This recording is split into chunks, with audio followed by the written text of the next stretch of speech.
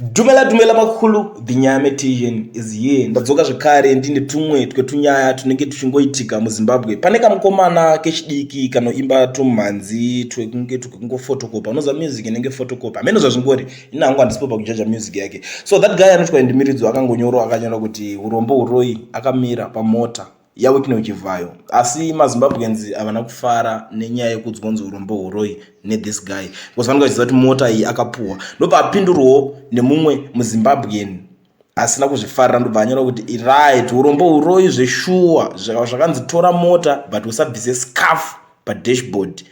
Tikangoona isipo tikukutorera mota iyoyo.